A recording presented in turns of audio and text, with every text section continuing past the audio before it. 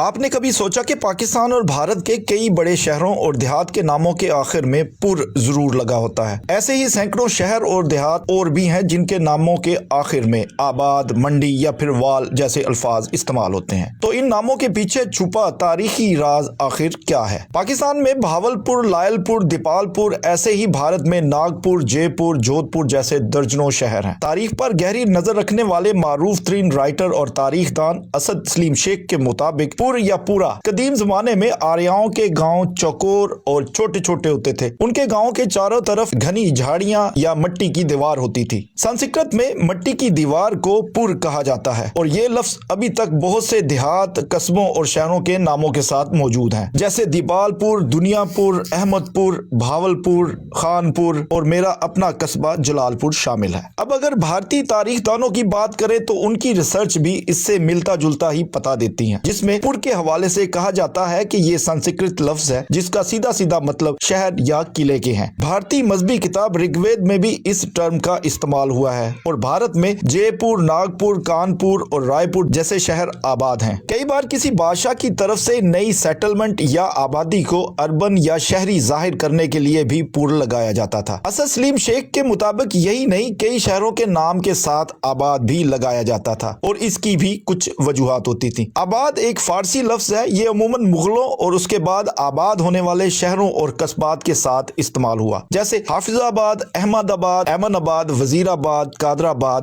فاروق آباد اور فیصل آباد۔ اسی طرح کچھ شہر اور قصبے ایسے بھی ہیں جن کے آخر میں منڈی کا لفظ استعمال کیا جاتا ہے۔ انگریزی عہد میں کئی مقامات پر زرعی اجناس کی خرید و فروخت کے لیے غلہ منڈیاں قائم کی گئیں اور باقاعدہ منصوبے کے تحت آبادیاں بسائی گئیں اور رفتہ رفتہ یہ باقاعدہ قصبات اور شہر بنتے گئے۔ ان شہروں کے ساتھ عمومی طور پر منڈی کا لفظ استعمال ہوا ہے، جیسے منڈی بہاولدین، نارنگ منڈی، منڈی صادق آباد، گگو منڈی، مانگا منڈی، سکھے کی منڈی اور کالے کی منڈی شامل ہیں۔ ایسے کچھ شہروں اور قصبوں کے ناموں کے ساتھ وال، والا یا والی کا لفظ آتا ہے، جیسے چکوال، شادی وال، منگووال، نارووال، ظفروال، گجرانوالا، فیروز والا اور میاں والی، کبیر والا اور بورے والا شامل ہیں۔ اسی طرح کچھ دیہاتوں اور شہروں کے ناموں کے ساتھ پنڈ یا پنڈی لگایا جاتا ہے۔ یہ پنجابی زبان کا لفظ ہے اور اس کا مطلب آبادی کے ہیں۔ ایسے شہروں میں راول پنڈی، پنڈ دادن خان اور پنڈی بھٹیاں شامل ہیں۔ ایسے ہی گڑھ یا گڑھی، جہاں قلعہ ہو یا شہر کے گرد فصیل ہو اس کو گڑھ یا گڑھی کہا جاتا ہے، جیسے شکر گڑھ، گڑھ مہاراجہ، مظفر گڑھ، سردار گڑھ اور شیر گڑھ شامل ہیں۔ ایسے ہی کوٹ، کوٹلی یا کوٹلا، یہ الفاظ بھی قلعہ یا فصیل شہر کے طور پر استعمال ہوتے ہیں۔ ان ناموں والے شہروں اور قصبات میں سیال کوٹ، شاہ کوٹ، ڈچ کوٹ، شور کوٹ، کلور کوٹ، محمود کوٹ اور کوٹ مومن، بہت سارے ایسے